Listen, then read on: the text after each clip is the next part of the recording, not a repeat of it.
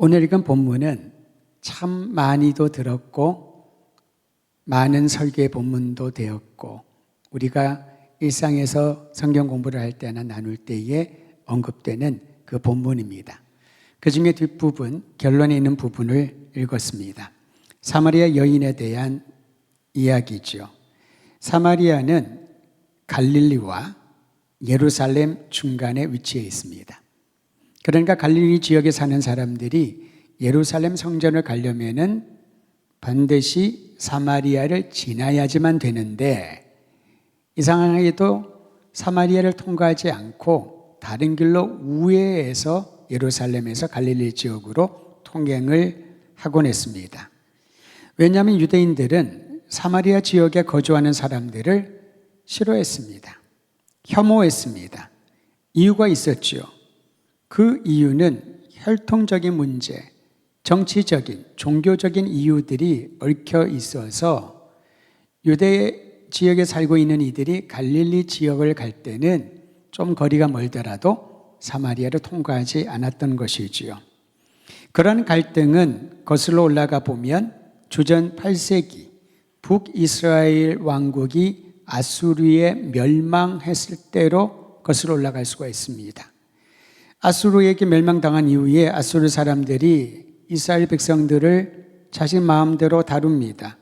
특히 여인들을 그들이 취하면서 통혼이 이루어졌죠. 순수 혈통을 잃어버리게 되었습니다. 아수르 이방인들과 사마리아 지역에 살고 있는 이들이 아이를 낳게 되고 혈통을 중시하는 유대인들에게 큰 흠과 오점을 남기게 되었던 거죠. 어찌할 수 없는 상황이었습니다. 그러나 순수 혈통을 중시하는 유대인들은 사마리아에 살고 있는 그들을 혐오하고 미워하고 멸시까지 했습니다. 그러면 사마리아 지역 사람들은 유대인들을 그저 존중하고 그렇게 보았을까요? 결코 그렇지 않습니다. 결국은 남유다 왕국도 멸망당하면서 바벨론 포로기에 들어가며 이제는 이스라엘은 초토화되어 버렸지요. 포로로 잡혀간 사람도 있었지만은 여전히 거기에 남겨진 이들도 있었습니다. 대부분이 사마리아 지역에 있는 이들이었지요. 포로기가 끝나고 이제 본토로 귀향하여 예루살렘 성벽과 성전을 재건하려고 했을 때에 그 기간 동안에 본토에 남아있던 사마리아인들은 유대인들에 대한 혐오적인 감정과 더불어 그들이 이 포로기 기간 동안에 그래도 본토를 떠나지 않고 지켰다라는 자부심이 강했습니다. 그러다 보니 느헤미야를 중심으로 성벽을 재건하고 또 에스라를 중심으로 하나님의 말씀으로 율법으로 영적인 재건을 하려고 했을 때에 그 일을 앞장서서 방해했던 이들이 남아있던 이들, 특히 사마리아 지역에 있는 이들이 그 일을 감당했던 것이지요. 협력하지 않았습니다. 재건을 방해하는 방해꾼이 되어버린 것이지요. 이러한 정치적인 혈통적인 원인이 있었습니다. 뿐만 아니라 종교적인 요인도 있었는데 유대인들은 성전이 있는 예루살렘을 중심으로 야훼 신앙을 가지고 살아왔습니다. 반면에 사마리아인들은 예루살렘까지 내려오지 않았습니다. 거리도 멀었지만은 그들은 성전이 회파된 이후에 그리심산이라고요. 사마리아 지역에 가까운 그리심산에서 건물을 짓고 성전을 짓고 하나님께 예배를 드렸던 것이지요. 그리심산은 신명기 28장에 나옵니다. 축복의 산입니다. 하나님이 모세에게 명하여서 저주의 메시지를 에발산에서 올라가 외치고 축복의 메시지를 그리심산에 올라가서 외쳐라. 그러니까 모세를 통하여 복을 기원하며 축복의 메시지를 전했던 그리심산이야말로 예루살렘에 비견할 만한 영적인 장소로 그들은 인정했던 것이지요. 그러니 굳이 예루살렘까지 사마리아인들을 멸시하는 유대인들이 중심이 된 예루살렘까지 올라가지 말고 그리심산에서 예배를 드리는 것 충분하다. 장소가 중요했거든요. 그런 종교적인 이유가 오히려 두 그룹을 갈라지게 만들었습니다. 또한 유대인들은 구약 성경 전체를 인정하지만 사마리아인들은 예언서나 역사서는 소홀히 여기고 모세 오경만을 중요하게 여기는 경전으로 삼았던 것이지요. 하나님의 말씀을 신앙의 경전으로 삼는 내용도 둘이 전혀 달랐던 것이지요. 그러다 보니 둘 사이의 골은 시간이 지날수록 깊어져 있었습니다. 바로 그때 메시아이신 예수님께서 이 땅에 오셨던 것이지요. 예수님은 베들레헴에서 태어나셨지만은 그분이 성장했던 곳은 나사렛, 갈릴리 지역의 나사렛이었습니다. 예루살렘과 갈릴리 지역의 그 중간에 사마리아.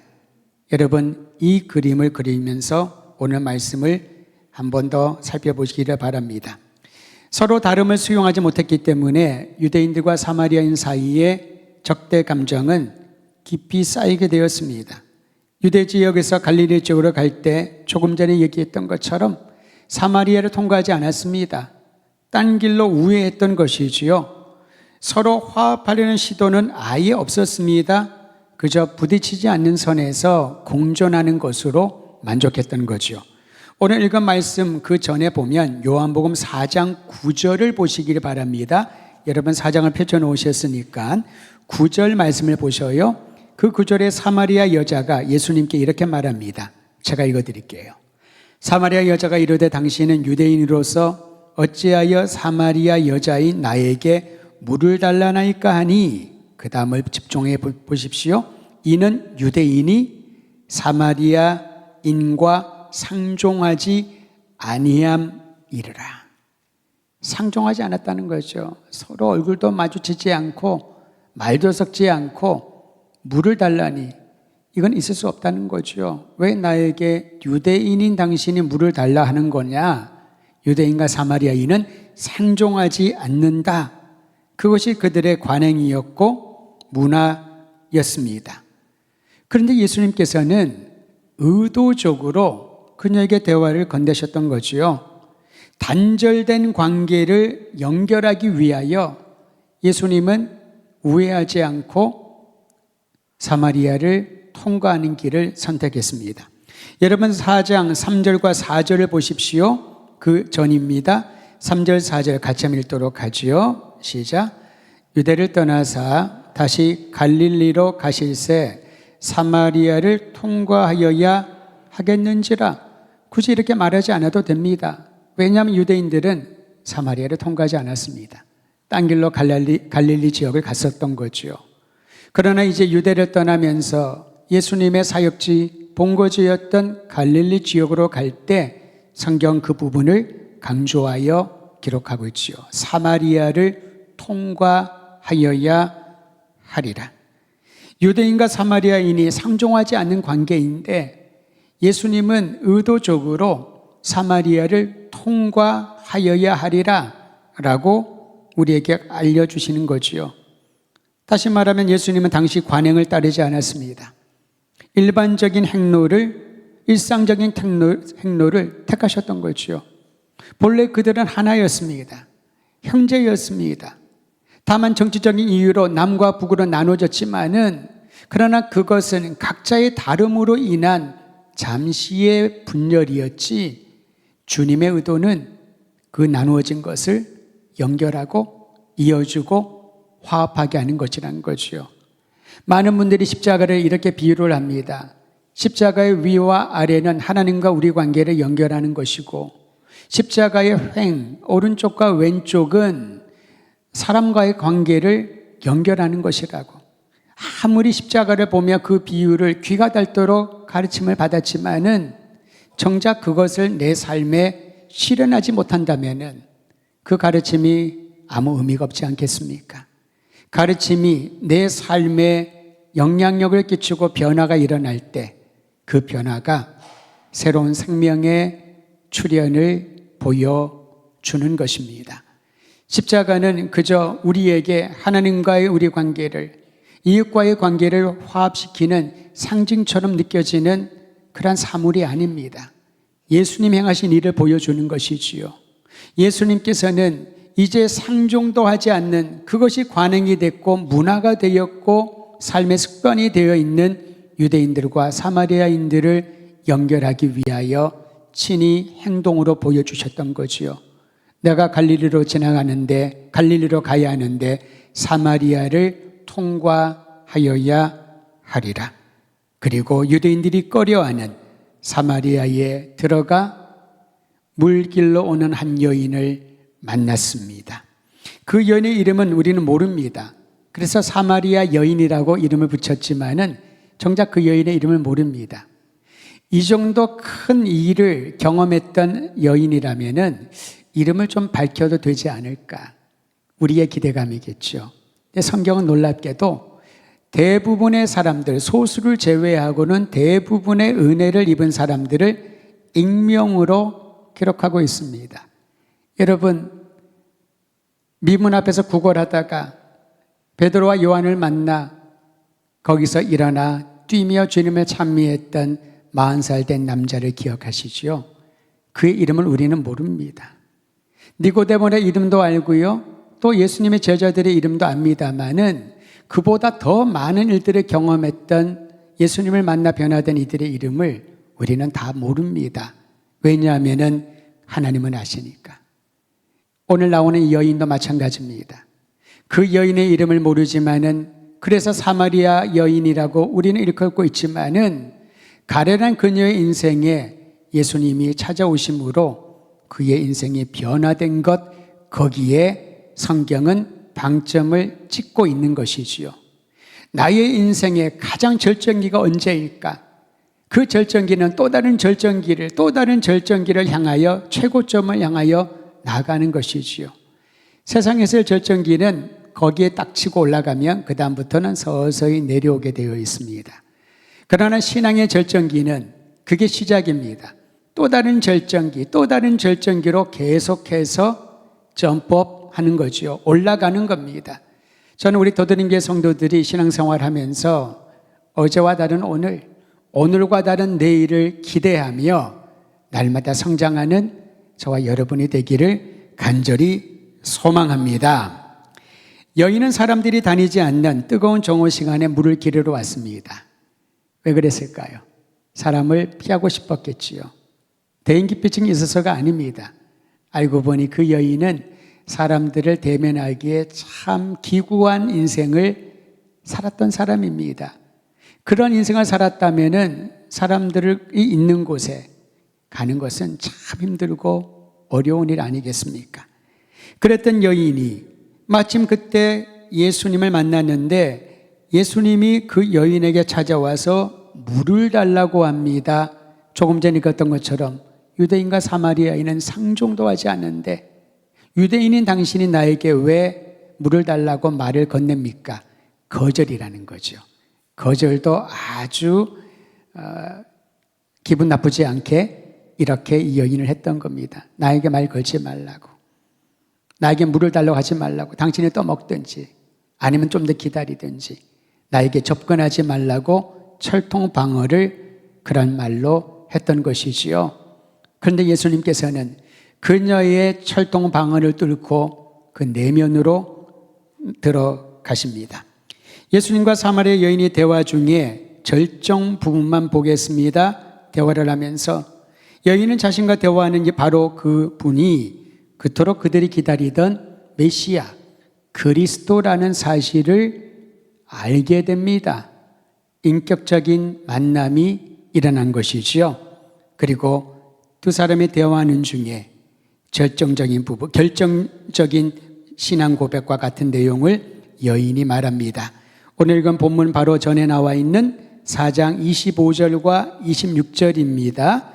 25절과 26절, 여자가 묻는 25절 여러분 읽어주시고요. 26절은 제가 읽겠습니다. 25절 먼저 읽어주시죠. 시작.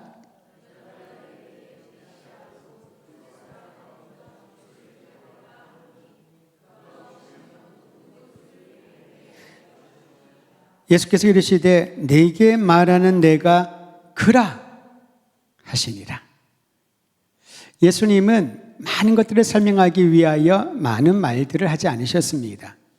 오히려 대화 가운데 상대방이 궁금해하고 그의 마음에 가득 채운 기대감을 표출하면 그 표출한 내용에 정점을, 마침표를 주님이 찍어주신 형태로 답변을 하십니다.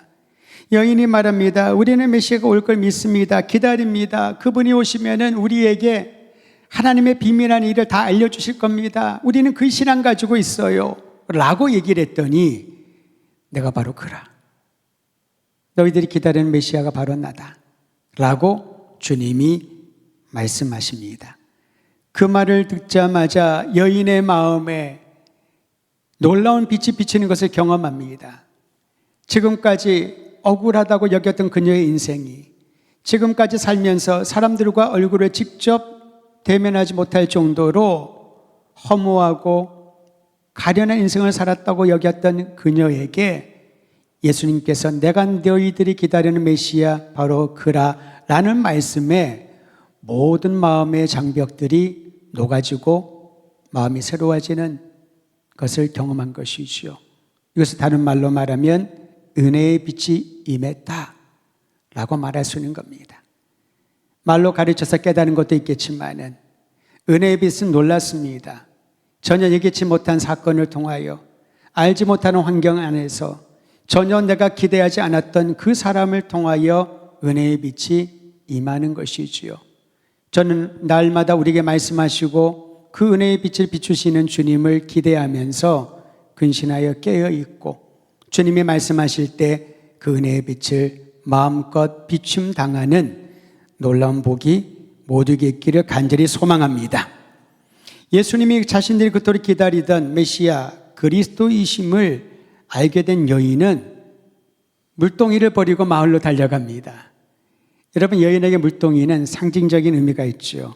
중요한 자산입니다. 이 여인은 물장사는 아니었습니다.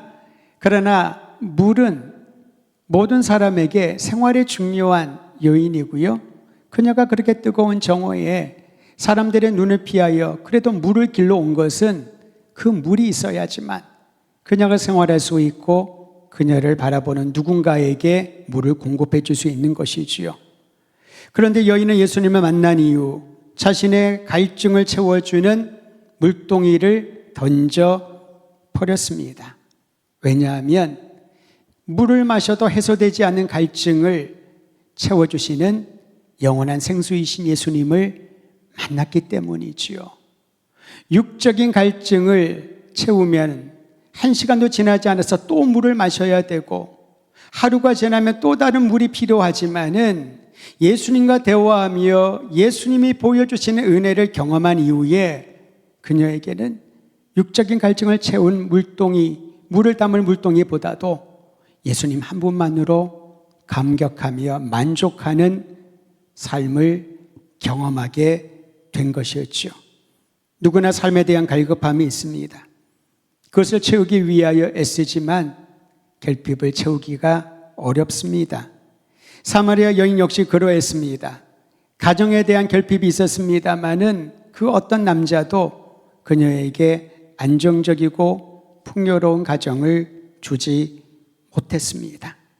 그녀의 삶에 만족을 느끼기 위하여서 애써 노력했지만은 그 노력이 순식간에 거품처럼 사라지는 경험을 자주 했었습니다.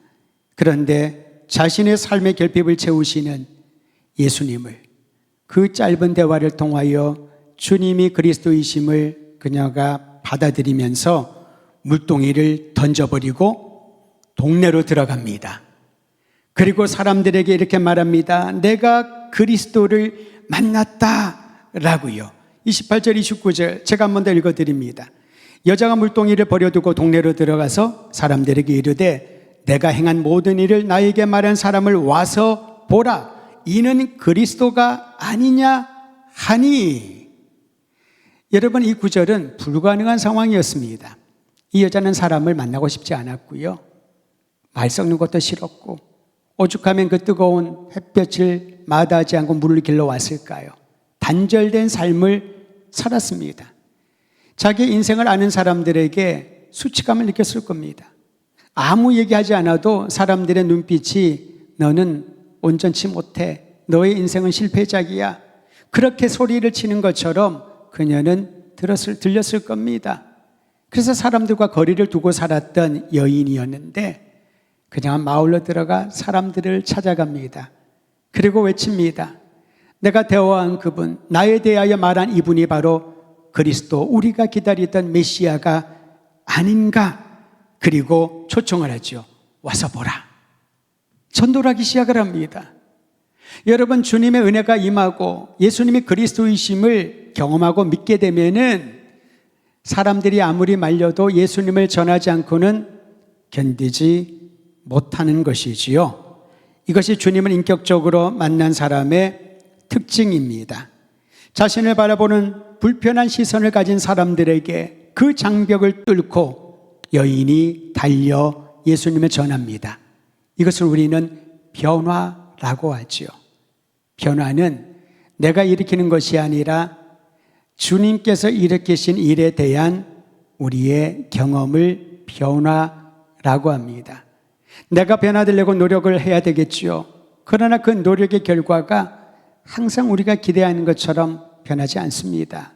반면에 주님이 임하시면, 주님을 인격적으로 만나면은 주께서 나를 주의 뜻 가운데 아름답게 변화시켜 주실 줄을 믿으시기를 바랍니다.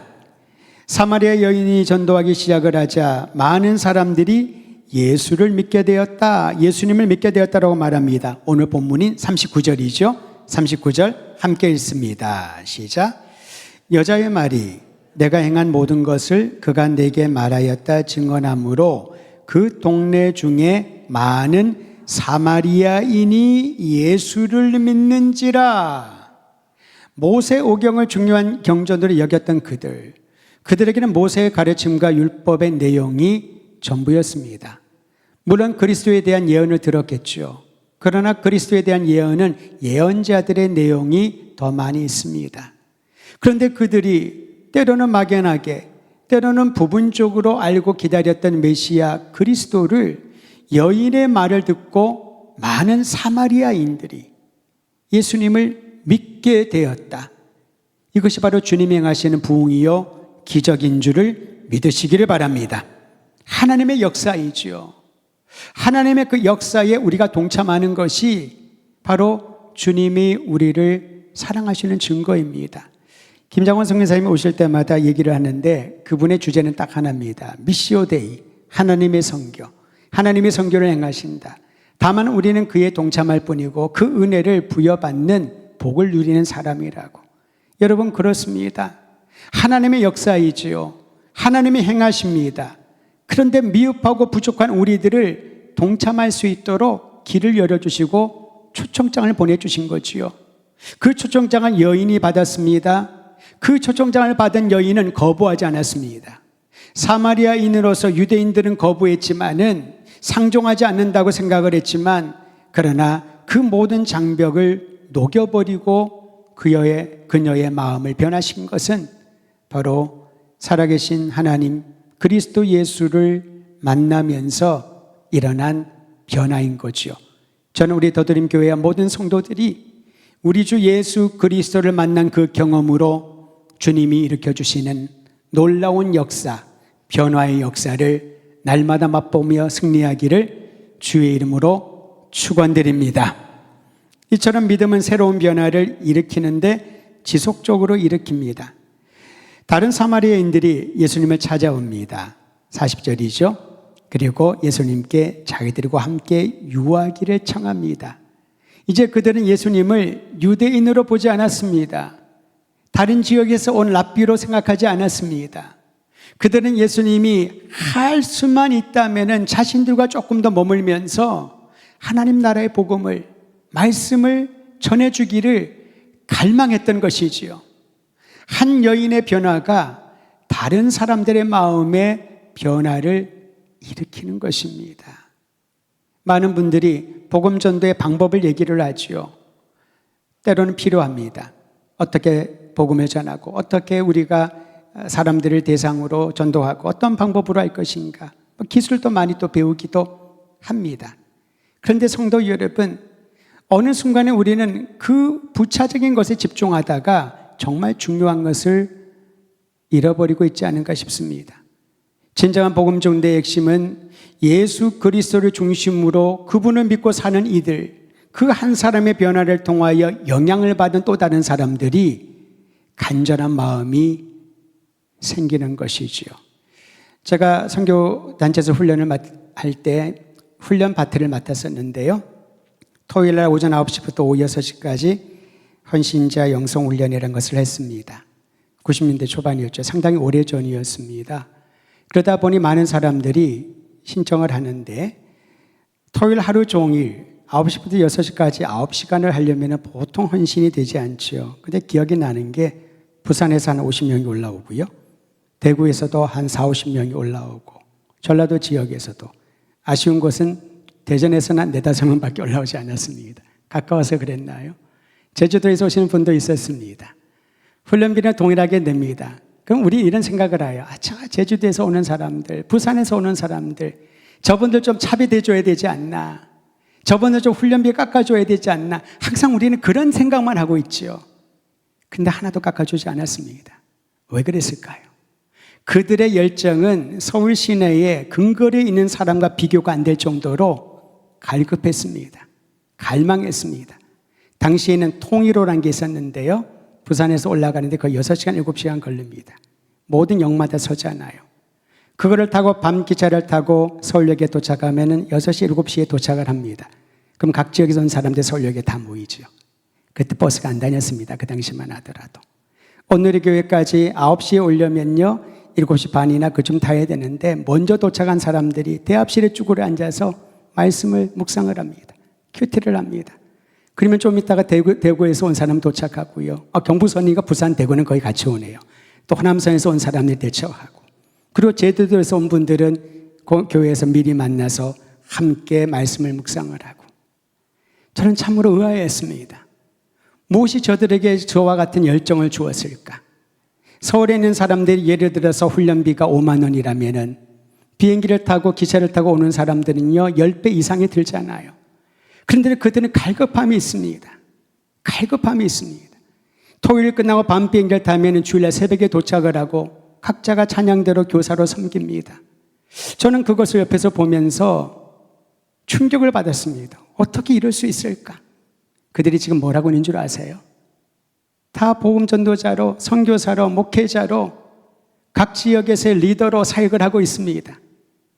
그들의 소식을 간간히 들을 때마다 그때의 충격은 하나님께서 이와 같은 아름다운 일을 하게 하기 위한 자원하는 마음이었구나.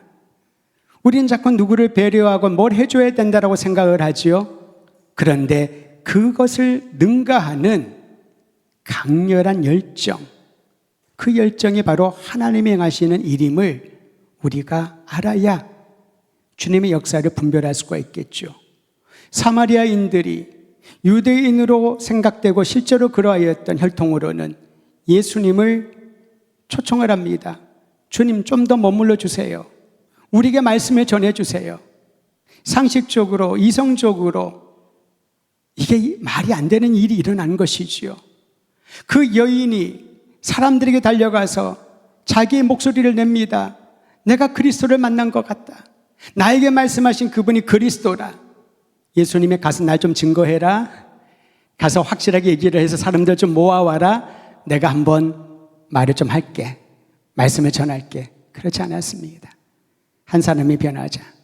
그 여인의 변화가 많은 사람들에게 변화해야 되는 갈망을 주었고 그들이 이틀 동안 예수님이 머무는 시간에 말씀을 듣습니다. 41절 예수의 말씀으로 말미암아 믿는 자가 더욱 많아졌다.